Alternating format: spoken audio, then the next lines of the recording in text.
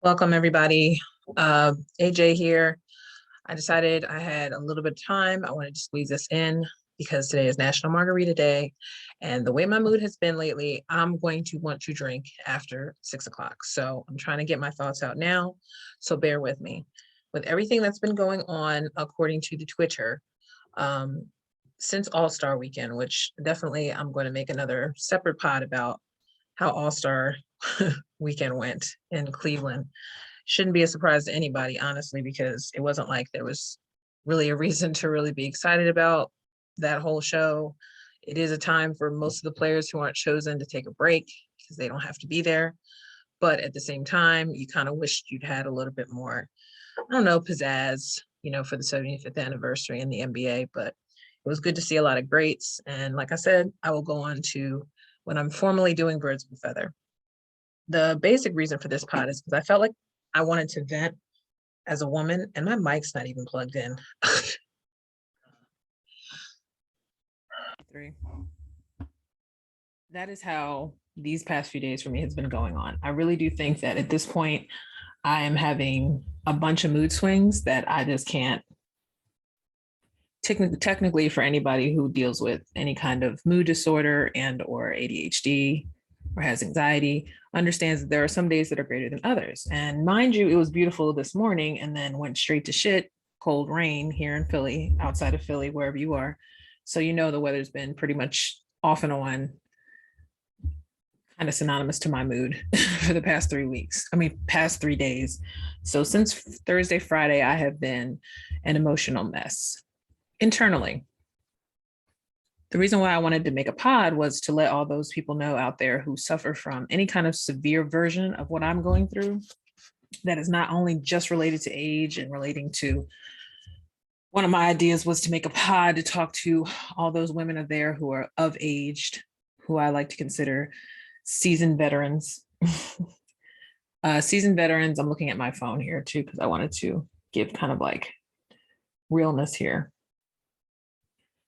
But all those people of age who understand what it's like to go through the change of life. I personally am not there yet, but I know at some point I'm going to have to consider that being another stage of my life that's going to be hella awkward.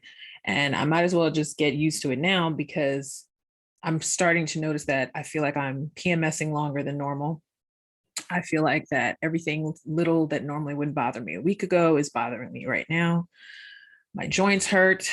I felt like I pushed myself, considering post quarantine, I haven't really engaged in too much back-to-back exercise in a while. And thankful to my friend who is a part of Shimmywell. She has been pushing me in ways that I'm normally not used to, but are helping me in ways. But today I had to take a pause because normally Tuesdays is belly cardio and drills day, which is like a technique. Check her out, shimmywell.com. You'll know exactly what I'm talking about if you like to be challenged in exercise ways that are fun and yet also helpful to those who, like me, work from home now. And sometimes the stagnation of being in a sitting pose all day and sedentary kind of can, I guess, increase when those bad days come, that you're kind of like internally a mess. So basically, you kind of have to break up your routine from time to time, which I'm trying to do. But I made this pod because I wanted to shout out all those who go through that. I've been going through an up and down period. I've been tweeting really randomly. And I think that's mostly just because when you feel like you're putting a podcast out, whether or not you're getting seen by a lot of people or not, it makes you feel like it's being seen, even if 2 people are watching it. Most of the time I tag people that I know watch my channel. I only have like less than 30 subscribers. So I don't think people honestly really look at it on their own unless I tell them to.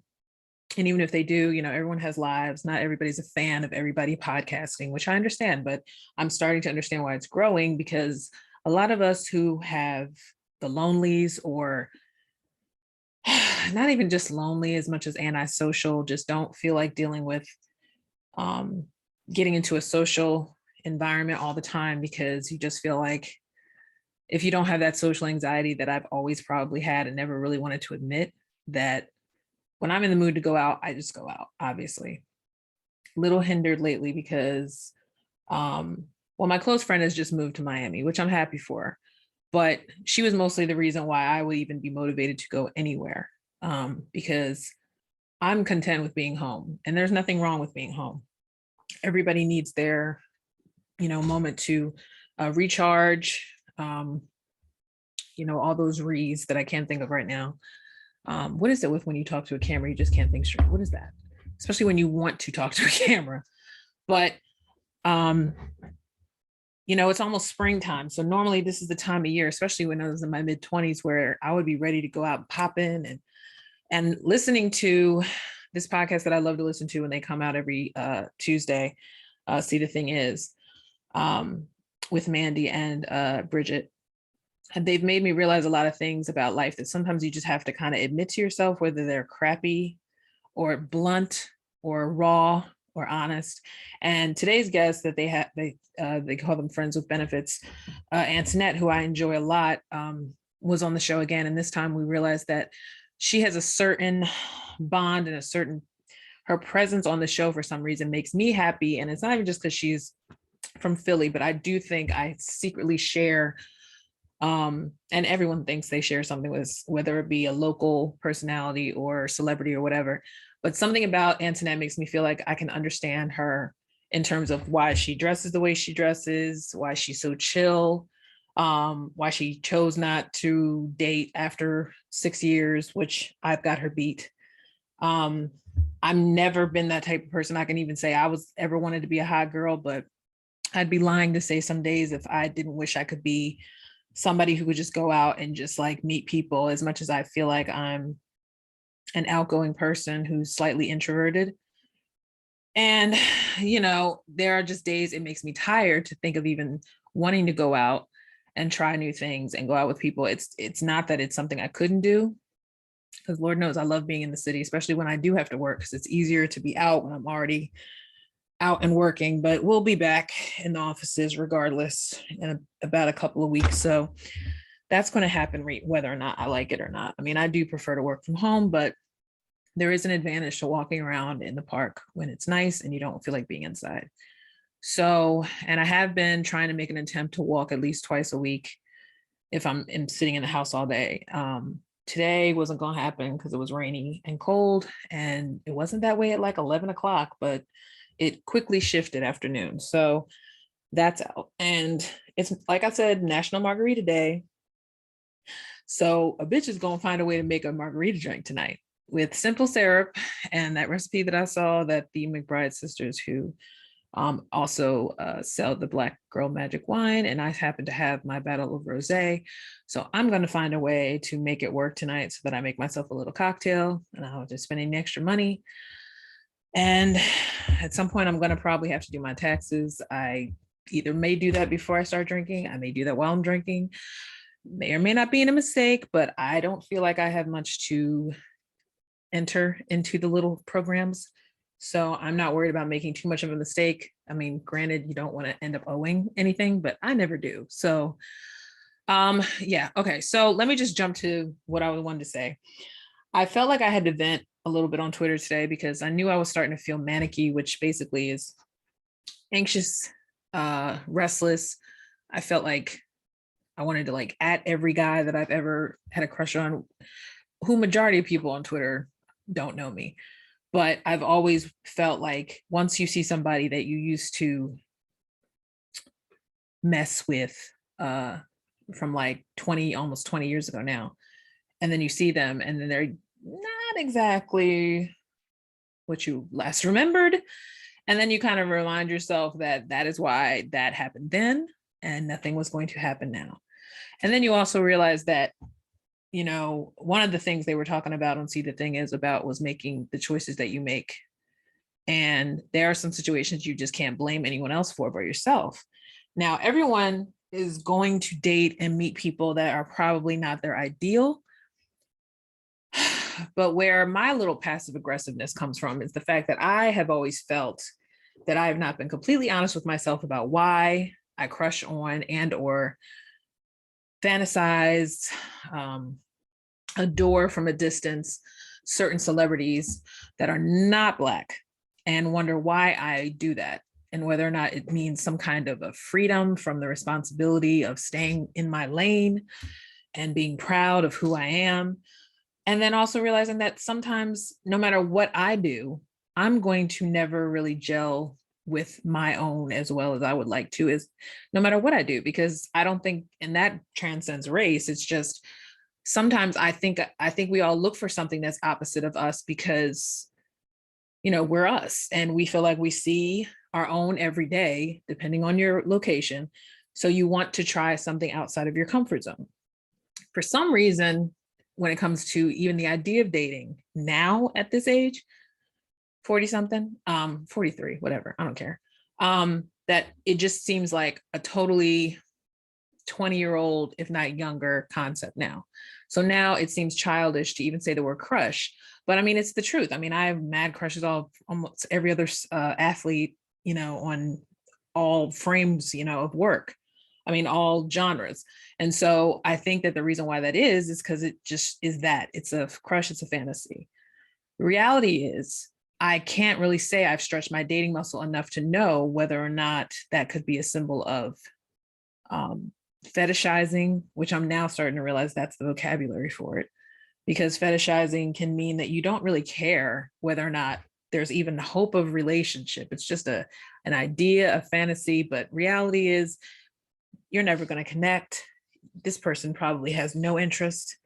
And then I've always done that as a habit, to just reach for what is so delusional. And not saying anybody with confidence couldn't hook anybody. It's just the reality with me was that it was never about reality, and I think it never even really truly came down with race. I just think that there was a fascination with what I'm never surrounded by majority in my space, in my circle of friends, whatever. And so I always seem to go for what I don't know. And that seemed to be the only part of my life that I did not care about risking it all. Whereas everything else that had to do with embodying and empowering myself required thought and hesitancy and fear. And so why I'm talking about that is because I'm starting to realize like that should be flipped. I should be more sure now in my older years that I could do anything I wanted to because of the years that I've grown up, personally, intellectually, and spiritually, definitely, and not feel any fear about dating, because the worst thing that can happen is it not work, right? But I'm paralyzed with fear. And I think that the reason why I even started doing a podcast was because it diverted me from dealing with the reality of bypassing the depression and the stress of thinking of relating to people on that level of relationships. I got irritated with a part of the podcast of the See the Thing Is podcast today. Shout out to them because they're having a Friends with Benefit chat tonight, and I will be there, hopefully sober, and which is highly possible. I'm home. The good thing about being home when you drink is you're not going to probably have more than a glass and a half at that. And knowing me, I'll probably end up slipping some coffee in there before the end of the night just to balance myself out. And water, obviously. Always drink water. Get it together, bitch. Get it together. But the whole point of the podcast episode today made me realize I had to go back and look and say, what is your reasoning for being single so long? Partly is because when I'm home, I do not feel comfortable even talking about dating with my mother. I do not feel that any of the things that in my life, whether it be sexual, whether it be emotional, are anything my mother can relate to, one. And two, we're 30 years apart. Her generation, my mom's divorced now, so she didn't even think that part of her life was even going to be that way. So we're already on another level that we can't even really discuss. As most parents, they want you to be happy, but they also want you to live not in fear, to be independent, to be strong. I don't think, thank God, I was one of those people that had to deal with family members pushing you to date people, because that's painful. especially if you don't want to date. And thank God that's the only reason why COVID really convinced me it just wasn't the right time, because I was not one of those people that wanted to date, especially not during a pandemic. And I still don't. But do I miss having conversations with people? Yes. Did I ever think twice about having conversations past it and going on a date? No, that's where it stopped. I love being in conversations with smart people, but I also realized that the sports thing kind of helped me talk to more guys through social media. And therefore, I felt totally comfortable being myself. And sometimes that means being impulsive and sending out random sexual innuendos, even if I'm just flirting or even teasing for a reaction, not expecting anything past it.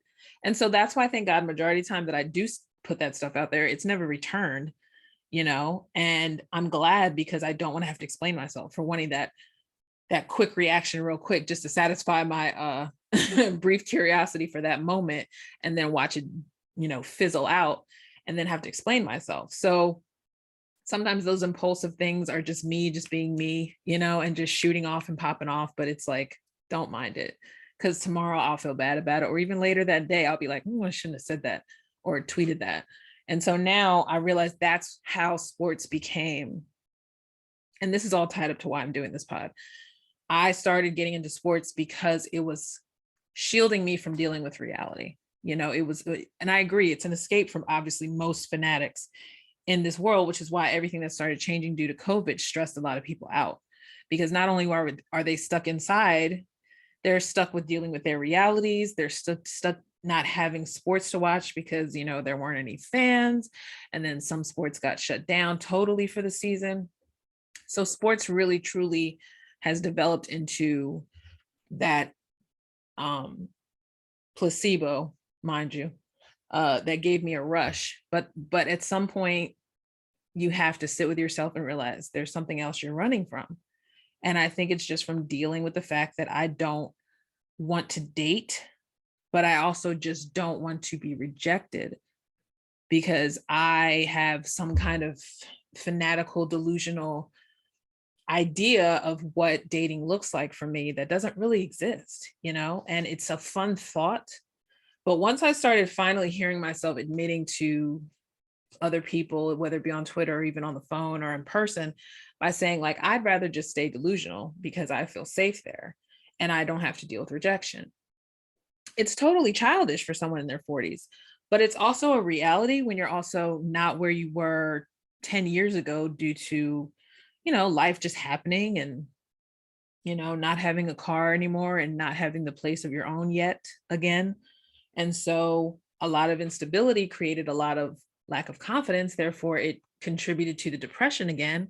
But I can't really even feel like it's full-blown depression that I used to have as a teenager, which now makes me realize why all these behavioral issues have developed as I've gotten older.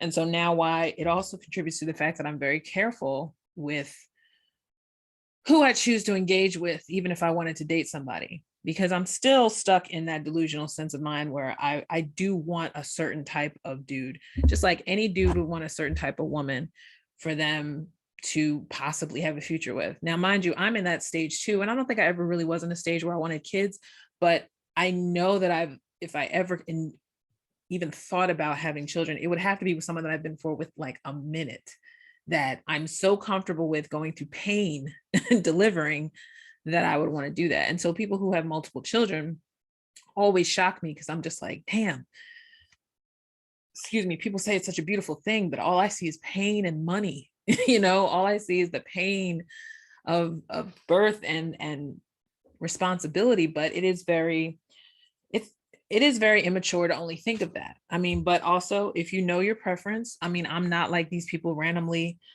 spewing out children and not taking care of them. So I'd rather be honest enough to myself and say, I don't think that's worth the pain. I don't think I would feel secure being a single parent if somebody decided, I didn't really want to be with you anyway. And I know that happens to people without them knowing. And I know some people aren't just setting themselves up success, and I'm not judging. I'm just saying that those are the fears behind why that has never manifested in my life thus far. And I don't know, these days 40-year-old people are having babies still, so it's like I could still have a child, but I know that all I want is a black French bulldog. That's all I want. Like I'm fine. I'm perfectly fine with being in a nice tiny house with lots of land and a black French bulldog for the rest of my life. Now, doesn't mean I don't want some visitors because I don't feel like marriage was never in the cards because it was enough for me to just survive growing up and being and liking myself and confident in myself without feeling like I'm here to just entertain and make people laugh all the time, and a frustrated artist who never really shined the way they should have. And it's never too late, obviously, but there are ways that people like myself kind of get through each day. And that's been spirituality, that's been memes, that's been podcasting, that's been tweeting, engaging people I don't know, because basically tweeting is like talking to people with no faces, really. But the difference is some of those people you talk to offline, and whether you actually physically talk to them on the phone or text, because I've become very distant on the phone because I just don't like talking to people anymore. Unless it's my mother, my sister, anybody who I'm immediately involved with, because I feel like a majority of the time I'm just doing a lot of small talk and it's empty and I don't feel the need for it. Now, mind you, that's the whole fear of social media in general, is that it takes you away from interacting with people, and that's valid. But there's also people who are grown enough like I am to know like half of that is really just because you just don't want to fucking talk to anybody. And that's fine.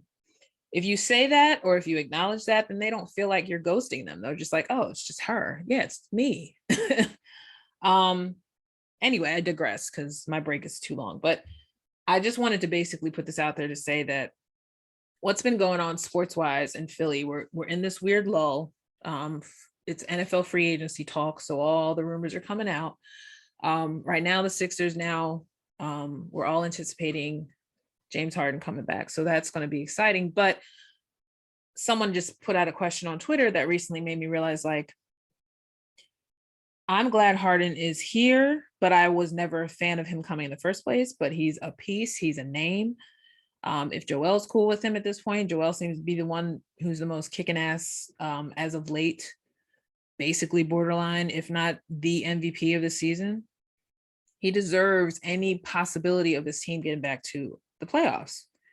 I don't see the Heat lasting that long. I think that it's kind of fool's gold.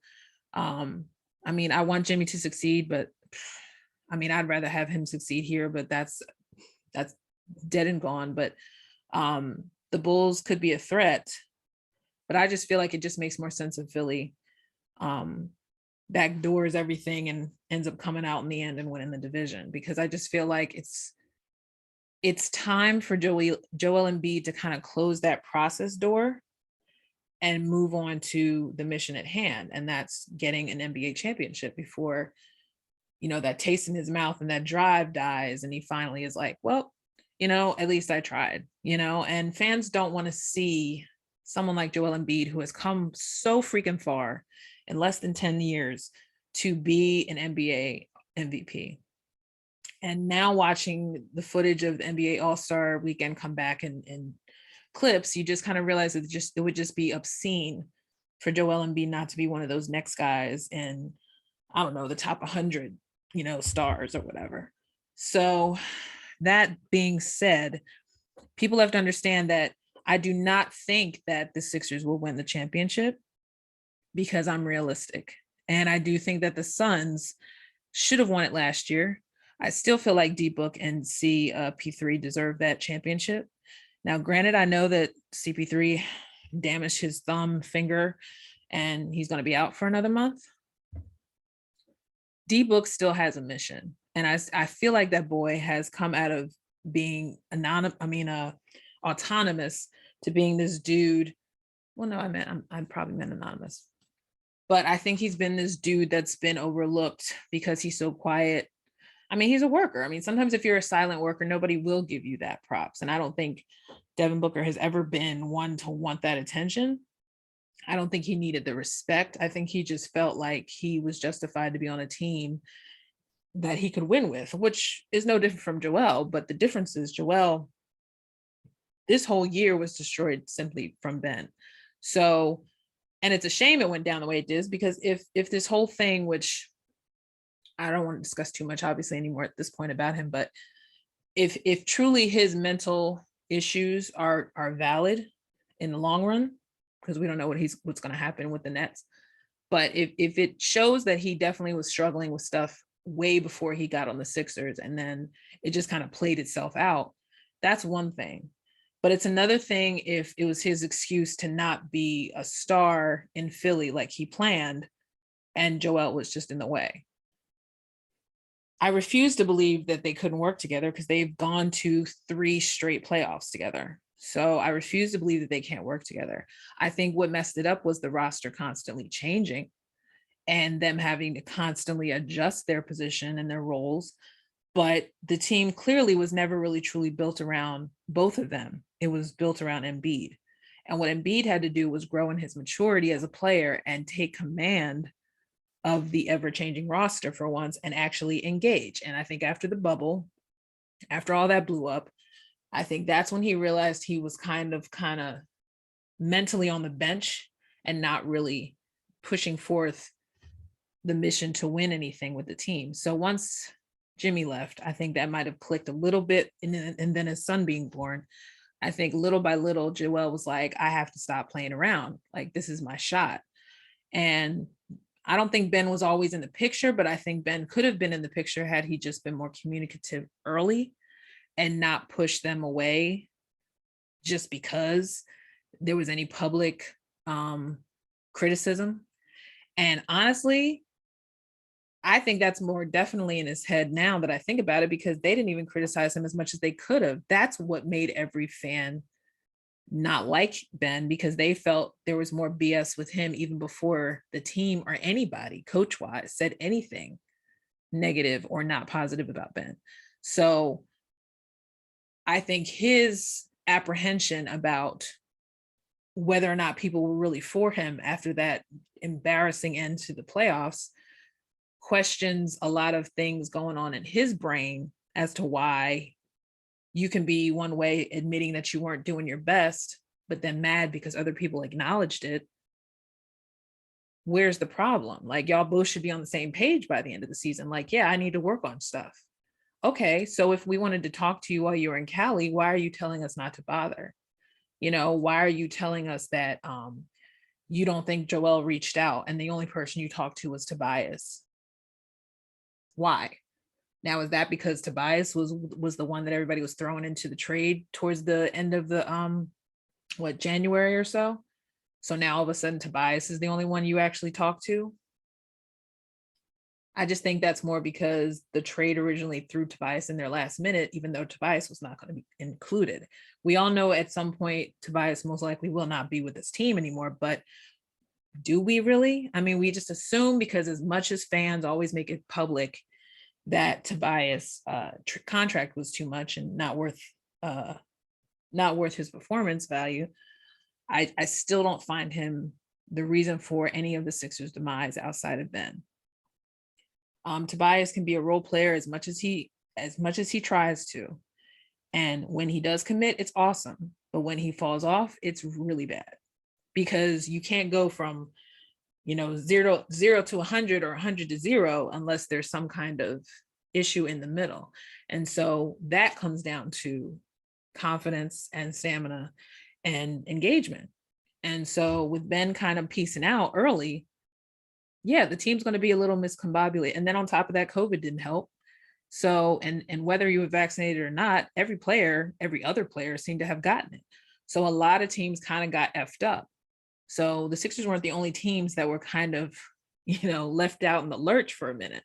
But once you get through all the smoke, who's going to be at the top still?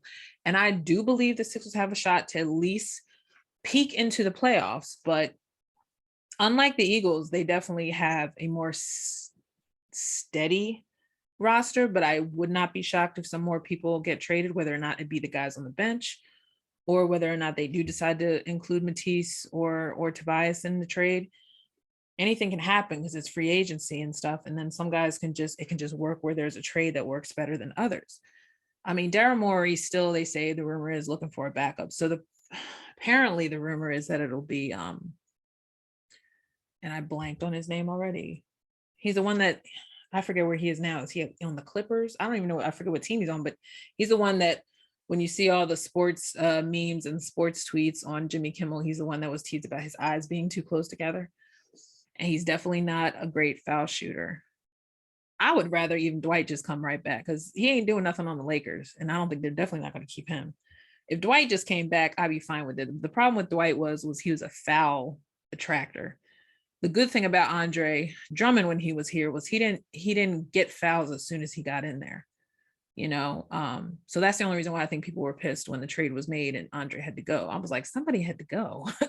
If anything, between the two of them that were traded, I would have wanted to keep Seth because Seth was the shooter.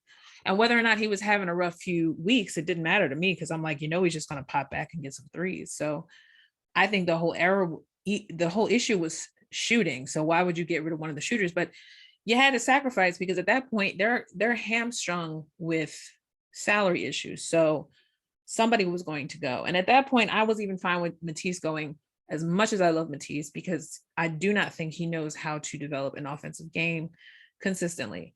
But I hate when people say he can't shoot because clearly he can. Okay. Consistency is the issue when he has to switch from defense to offense. Doesn't mean he can't. So let's just stop saying he can't. And just to wrap this up, my last part of this is just to touch a little bit back on to what I was saying earlier about image and women and dating. There is a disease mentally, and I shouldn't even say it that way, back up. There's a trend developing with some of our music heroes and some of our female personalities, Nicki Minaj, Summer Walker, Cardi B, who are just turning into human blow-up dolls, okay? And unfortunately, this wouldn't matter, and it really doesn't. It's just the fact that you have so many people who are following in those tracks. And I blame the music industry because half these girls probably want to touch their Lil' Kim, who want to touch themselves like so strongly in the facial area. If the industry didn't make them feel like they have to always one up their look every freaking album. Sometimes we don't really care as much as when you start looking otherworldly than what you did when you started, you kind of have to wonder if that's you or if that's the industry and the pressure of being a woman in the industry to be sexy all the time. And I don't know what sexy is anymore because I agree with what, again, see the thing was talking about on the radio with all their different opinions, but the idea of sexy to me is being fake. And I don't agree with that because whether or not Janet Jackson got a little nip tuck there, whatever, she never scared me. Even now, even with the still same pointy nose, she still looks to me more naturally. And I'm sure she did. There's just never been anything about Janet that's made me uncomfortable to think, oh God, she must have, they had rumors about her getting her ribs taken out to keep her, whatever. I just think she also is one of those people who can go from one extreme to the other. She can really exercise crazy and she can also eat whatever the freak she wants, which is what she said at the end of her documentary, if you watched it. She really doesn't want to have to do all that just to stay relevant. So to me, that was a little peak of basically saying, like, I'm sick of keeping up the whole image. Like, I just want to sing. I just want to dance. I shouldn't have to care if my gut hangs out for a little bit, if that's not normal. And then the whole thing of the pop idol is supposed to be an image of something that you will never be. But mentally, is it healthy for these women when they're still, like Britney Spears, still relevant 20 years from now, and you can't get that 18-year-old body back, And Britney still looks great. I mean, but it's obvious she did stuff to her nose and stuff. And who knows if that was related to the period and the dark period she was going through where she could have been on drugs. She wasn't on drugs, whatever. But the point is, everybody has given into it, whether it be a little nip tuck, a little plumping, a little, I don't know what this is called, filling, all that stuff that people do. It adds to the whole mystique of celebrity and pop stardom. And it's a lie, but it's also something that everyone can say, I wouldn't do it if I was in the industry, but they make you feel that way. Adele probably lost all that weight based on stress from her divorce. But I also do think that even in British culture, they do make people like her who came into the music industry big feel bad for being big. I mean, they'll call somebody a porker in England that looks like me, and I would be like, no, they're not a pig, they're healthy. And for the most part, I am, but I mean, am I consistent in my cardio? No, but just until what the last year or so did I even realize that I had some pre-developing health issues that might affect me that I have to be concerned about. But in general, I'm blessed. I have cramps and I have back pain, I have slight arthritis, but it's also creates to inactivity in terms of, movement, working out. So I do think that certain women haven't bought into it completely, but I do feel for people like Summer Walker. And because she's new on the scene, even though she's not new, but she's new to us. I pray that Justine Skye just stays where she's at, because she looks as natural as they can be for her talent in the R&B pop world. There's tons of girls that are coming out. My girl JoJo, I think she's always pretty much looked natural. I mean, I pray that she never decides to go under the knife. I don't know if she got anything tweaked. I don't care, because at this point, the obvious ones who are out there looking like BBL Barbie dolls is obvious. But somewhere along the line, we do need to go back and examine why that happened, where that started, why it's still happening. And considering how much money is put into that you probably don't have, or are probably going broke over to maintain, when you could probably just get a wig like I do, get some good makeup, and invest in girdles and those all the stretch slim underwear stuff. So I don't think it's any different from doing something like that, as opposed to going into surgery and having to heal and recover from that stuff. You don't have the luxury of the people who have the team to hide them when they're going in recovery. I know there's shows about it now. I know everybody can see that whole process. I don't want to see it. I also was not raised to be I was not raised to believe that my looks could set to make me money. But I also didn't come from a mom like that. My mom came from West Virginia. They weren't raised like that. So if my family had hung up on that image, if I was a Kardashian, maybe obviously I would feel pressure. I mean, Khloe was the last one that I liked in that whole clan, and it still hurts me to this day the way she's changed. But again, you don't know what life was like between the last time that she was, or what we deemed as normal looking, to now, why it changed. It's easy to say it's because of the men who screwed her over and the baby daddy who still screws her over.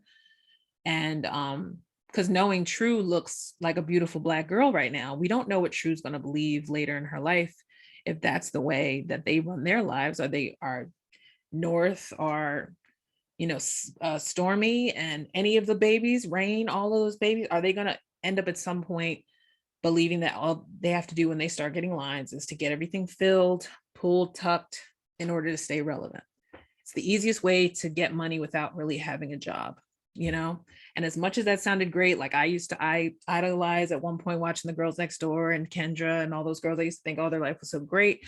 And now you look at the documentary on the Playboy Life mansions. Some of the women back then who were fine with it, some who weren't, some who were harassed, some who felt trapped. So it's honestly, to each his own.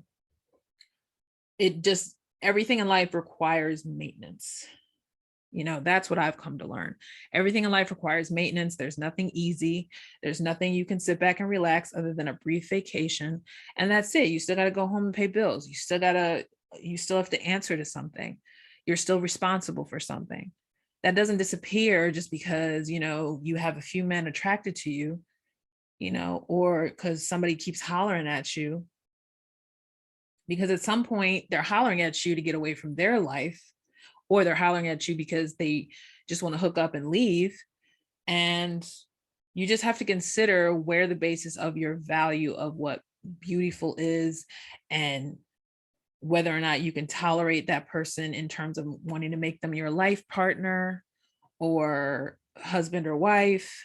It's just, there's a lot of things you have to consider in life that 20 or so years ago, nobody would have thought of behind the scenes, because one, it was never shown, it was never leaked out.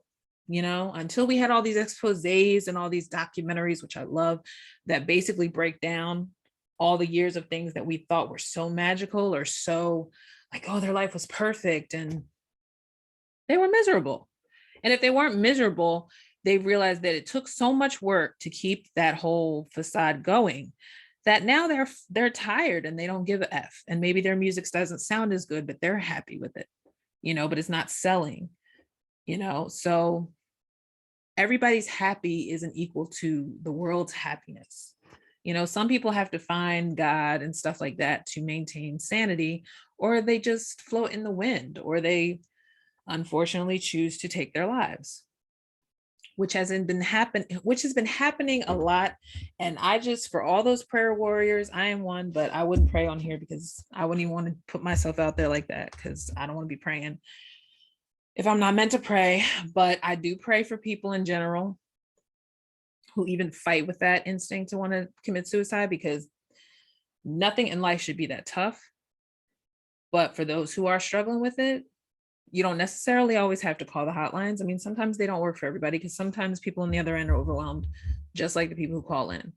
But if you want to, you can try it. I subscribe to the NAMI, which is the National Alliance on Mental Illness. I just got something in the mail, so that's why I was looking. There's always counselors. My Aunt Valerie is a counselor, so shout out. And then also it's prayer and meditation are the best links to shutting all that outside noise down, and reclaiming yourself. Just like Aunt Maxine Waters, I reclaim my time. There's a time where we all need to recharge and reevaluate what we need to do, what we need to value, what doesn't work for us in terms of our value system anymore, to stay alive. And not even just alive, but woke, present, focused. So my love letter to anybody who watches this is just to keep in mind that all that outside noise is just exactly what it is. That's why I prefer to laugh. That's why I prefer to post crazy memes that I see. I choose to podcast, and which I will get. Me and Eddie will be back at some point with co-ed, because we haven't talked in a while. But I do feel that, and Selena, like, I bring up people like that who are famous, who, I don't know, who knows, maybe Selena would have gave into doing a little BBL. Well, she didn't need a BBL, but we don't know what Selena would have looked like right now. Like, she would have probably been my sister's age right about now. So she might look the same. She might have a little like I do, but I would hope that she wouldn't care. I would hope she would have be at that point, if her life had lived, she would have probably been, I don't know, 2-3 children in, and wouldn't have gave a crap about her image anymore, like she did when she was 20 something. And when she was killed, it's just, I don't think at the heart of it, someone like Selena would really give a shit about image at that point. Once, if she had lived on, I don't think she would have cared about it. I think she would have made sure that she was a good role model in terms of the mental, and giving out the same energy that she would give her children, which would probably be most likely a caring, loving spirit, and something to encourage women and not create, look at me. I don't think she was that kind of a girl. So I would like to think that we should all kind of appreciate, our pop icons while they're here, but also learn to separate the reality that they're also paid to perform and entertain, but we can't look to them as psychologists, and counselors, when they probably need their own to maintain. So the music industry doesn't make it easy to just play music and just be famous. And actually take back, the music industry doesn't pay you to just perform your art and just be that, and just be an artist. They have to make a profit on a certain image. So you have to realize the struggle of an artist who wants to continue to make money, but also wants to live off of that. And that is why you still got artists who are still working, because you sometimes cannot maintain a lifestyle and be an artist, because that industry won't let you. They want to control you to a degree that everybody on their dime gets paid, even if you're not happy. That's something to think about. Every person who's put out great music hasn't always liked the music, hasn't always, every artist will tell you that now. They hated that hit song, or they didn't write it, or I wanted the other song, but they wanted me to release that one first, and that just happened to blow up. So I don't know. The point is, it just looks are deceiving. And as a sports fan, sports has become not only my escape, but it's also has allowed me to question the other things that I idealize closely and why I do it. Because when sports has this lull like it does now, you know, with the Super Bowl being over, baseball supposedly coming back at this point, so they're saying, excuse me, and basketball in their last part of the season, there's just a point where, you know, as fans, we get restless and anxious, and we start creating things to talk about in the off seasons because we want more of the product. But a lot of us don't really know what's going to happen. You know, only those involved in those deals, and only those involved in who are actually the celebrity or athletes that are involved really know what's going to happen come September. So, but the fun of it as a fan is debating whether or not these things actually pan out. That's the fun. That's what we need to just keep in mind. I don't care how many podcasts people are out there. We all know we're just putting shit out there to see if it sticks. So have fun doing it, but don't get drunk off the power if you have it, because somebody will turn it right around and contradict what you say. So that's why I say, if you can make money off a podcast, God bless you, but just be aware, because it's in a public forum, somebody's going to drop a comment. That's it. I mean, you can disable comments now. That's your choice. But the reality is not everybody's going to roll with you. So I'm blessed with my 27 subscribers. And I hope that whatever I put out is either entertaining, informative, somewhat, and I don't know, thought-provoking. So yeah, I got out what I had to say. Go back to my 9 to 5. Peace out. And hopefully Co-Ed Edition will be back shortly this week. Take care, meditate, pray, be productive. AJ out.